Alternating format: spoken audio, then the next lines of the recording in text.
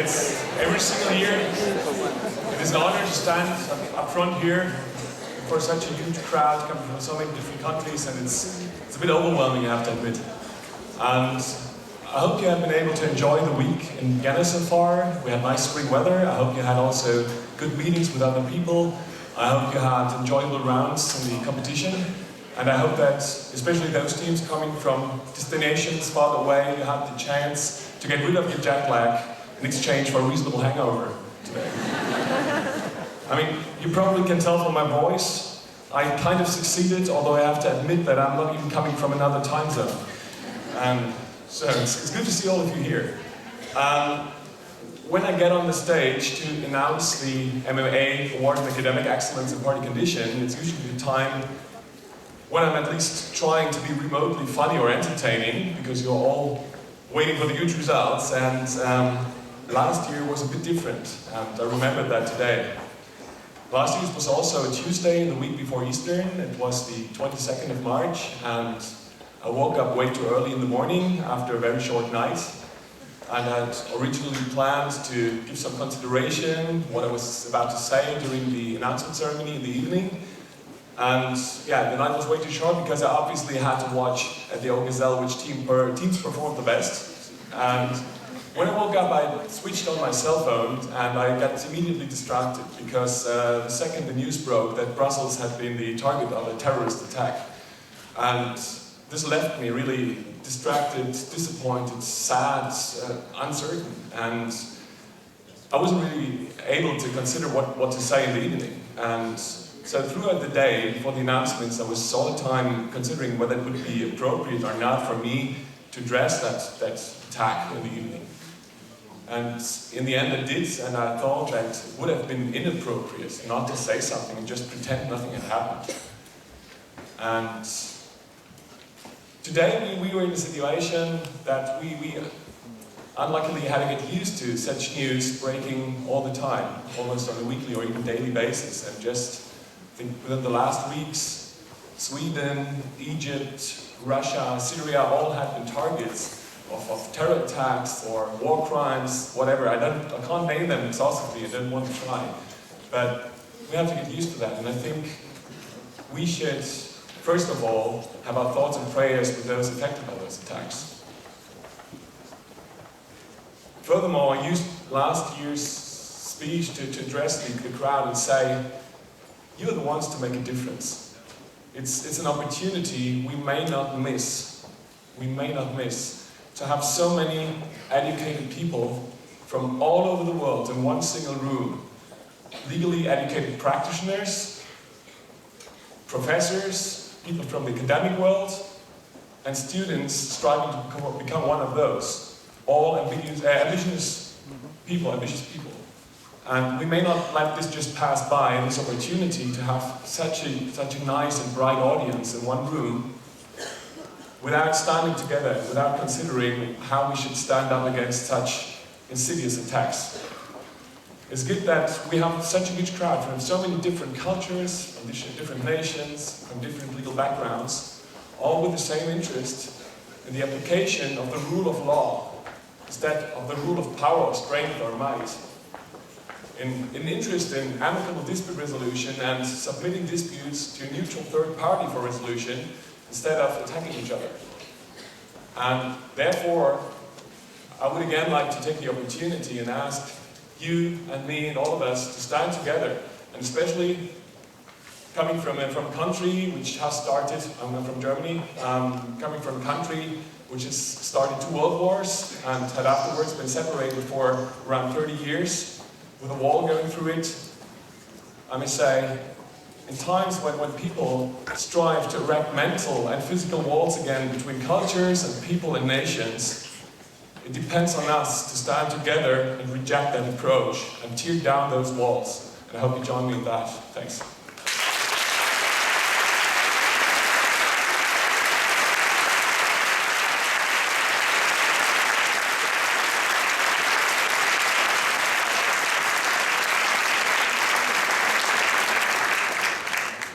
Thank you.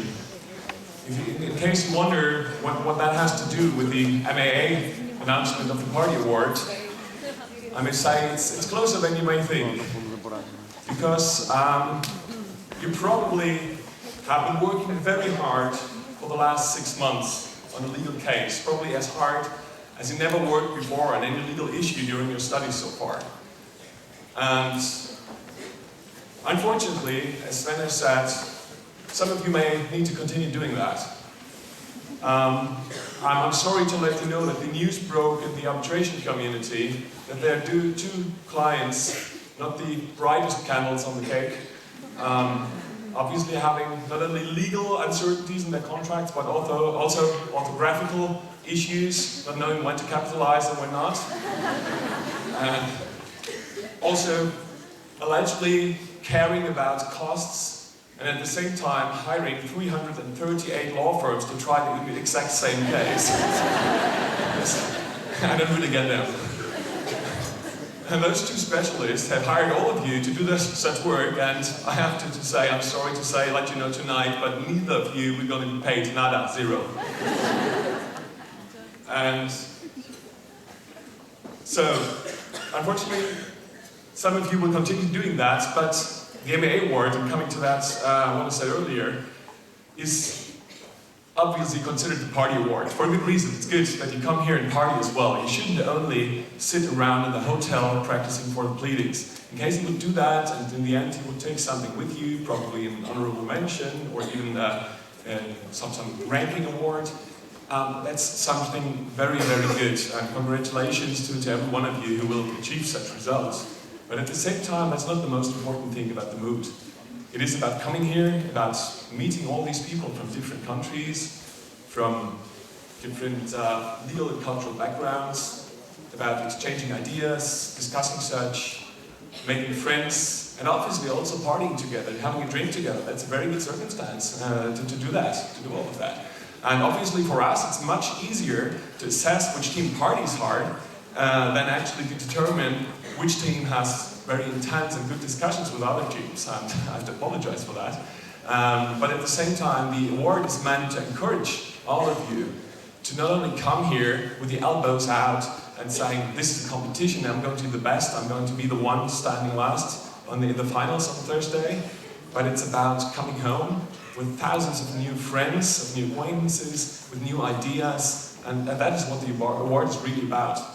And so far, the award is very much related to what I said earlier, and I'm sorry that this was some kind of an intense topic I have to cover, but it was important to me to say that, and I also would encourage you to take this opportunity, and I hope that you can also, as I did exactly 10 years ago, and I came home and had serious new friends and relations, which still last until today, and that is the important thing to take home with you. It's not the awards, that is what matters. And therefore, we give out this award every year. And I just wanted to say that, so you don't just take it for just an award if you drink the most beer at the OSL. It doesn't hurt, but that's not all about it. Good. Coming to the teams which performed very well this year, I'm very happy to say that this year was such a close tie. You may imagine not only the professional approach to the competition gets more intense every single year, so it's always harder to determine which teams should proceed to the round of 64. This year we had a new scoring system applied therefore, and trying to resolve the issue, but it's getting closer and closer, and the same applies to the MA award every year. So this year several teams really did a great job, and therefore we decided to actually not give out one award, but actually have 3 awards, so we'll have first, second and third place, and I'm very happy to announce those 3 right now. And the third place goes to one university, and I will ask all those 3, which are named right now, come to the stage to receive their awards. The third place goes to a university who just recently won it, and it's the University of Paraná.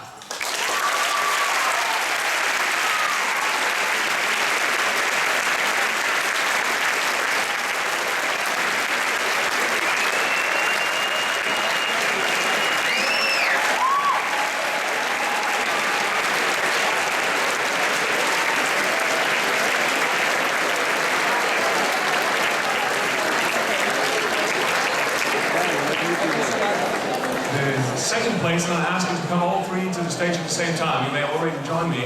The second place goes to a university not too far away from there, at least if my geographical knowledge is not completely misguided, which goes to the University of Sao Paulo.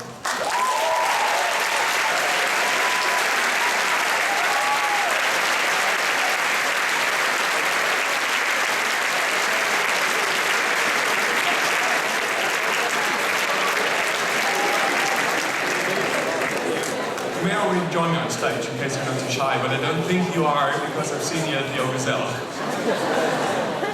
And the first place this year goes to a university which I'm very happy that I read on the internet that they are actually for the first time in the competition and joined the Vis for the very first time. They're from Turkey. It's the Math University.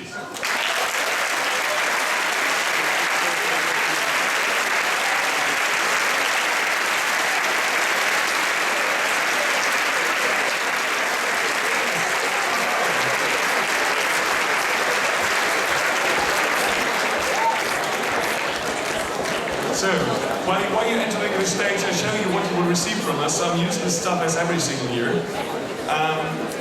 For the second and third place, we have the newest fanblade technology applied in these little heads. Based on the Vis XXIV.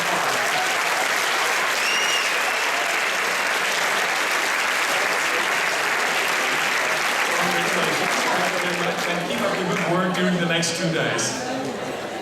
Now you need to prove it to everyone in the room. I hope you can live with that. Excuse me. It is. Yeah. You want to say something? Great. The second place is also Team TF305 fanblade model.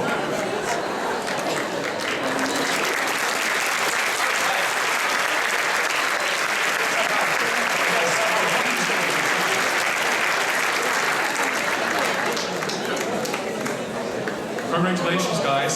I hope this award will serve you well during the hot nights in the Gazelle. And the first place is another fan based on the newest technology, not even officially released, which goes, where are they? Here, to the Math University. Congratulations, guys. Well done. Thank you so much.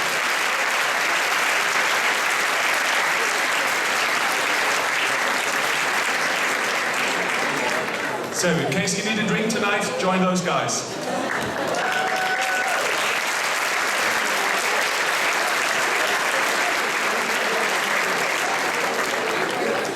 Thank you very much.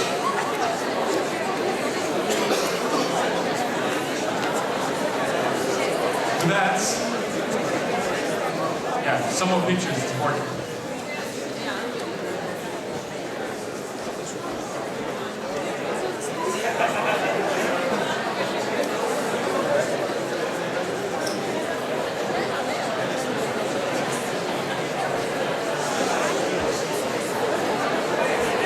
So, before you know which unfortunate lawyers have to represent those two specialists, I would like to give over the stage to Charlotte Tung, who's also been involved with the MAA for a very long time, and I'm sure you all will know. Thank you very much. So, we know we are the last thing standing between you and the results, and I ask you to be patient with us because what we have planned tonight, we have kindly asked 5 moot alumni who have formerly been in your position to come all the way down here to speak to you and give you a little bit of their own perspectives, just to show you that, yes, we know you've worked over 6 months on this one problem, and we know that the goal is to get in the top 64 and to keep moving on and hopefully win. But we also wanted to show you that not advancing or wherever you end up at the end of the moot week, that's not going to be the end of this whole career or possibility in international arbitration. So I will ask the 5 wonderful moot alumni to come up to the stage. I have Tobias, Giorgio, Carolina, Pedro, and Evelyn.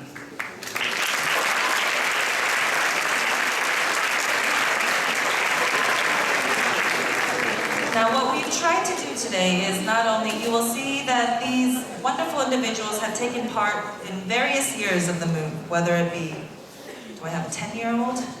10 years ago, Vis Muti, not yet, almost, to even just a couple of years before.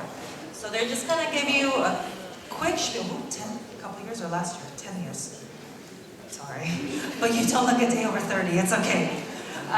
We're gonna have them introduce themselves, tell you what they do now, tell you what moot they participated in, and also give you a little bit of advice or just something that they've taken away from the Vis moot that they would like to share with you. And given that Tobias is right next to me, I will have you start being there. So, hello, my name is Tobias Strecker. I participated in the moot court, in the 60s moot court, which is, I think, 8 years ago already. Wow. I'm now an attorney in Germany and a lecturer, and I'm just returning from 1.5 years in Japan. And I participated here 8 years ago. I was in the exact same stage. And actually my co-counsel and me, we won the party award as well. And so I was standing here looking down at 2,000 potential future colleagues who were wondering if I had a drinking problem. But that just motivated me coming back. And I decided to coach a team in the year after. And since then I've coached the moot court 4 times. And I think what everybody here will confirm is that it's a unique opportunity to get to know people from all over the world, to build friendships that last and friendships that will influence your life very strongly. And that's what happened to me. Later, when I graduated from university, a lot of the stages that I took later were defined by relationships that I formed here in the moot court. I did my traineeship in a German law firm in the arbitration department. The first case I had, I worked together with a former mootie. It was an ICC arbitration, CISG applicable. It was just like doing moot court all over again. We were sitting there all nights, writing memoranda. In the end, the party settled, so we didn't get to submit it. That was very disappointing. But fortunately, that doesn't happen in moot court. Later I worked for the ICDR as a legal clerk in New York, also only because I met the director of ICDR, Chris Alberti, who's probably here too, so go talk to him if you want to work in New York. Chris is also a former Moot Alumni Association, so helping the families. And then finally, 1.5 years, Professor Schritter asked me if I would know somebody who would be interested in teaching in Japan and coaching a moot court there. So I transited from Berlin to Japan, and for the last 1.5 years, I coached a Japanese team for the first time. And so how different cultures are, and what a very different approach you have to take with teams from different countries to coaching them for the moot court. You said I should say what I take away from the moot? That would be nice. It's an excellent coffee mug every year. What I think I can emphasize here is use the opportunity here to meet other people. Don't just sit in your rooms and prepare your hearings, but go to the social events, make friendships here. That is something that will influence your life in the future much more maybe than a winning award. Thank you.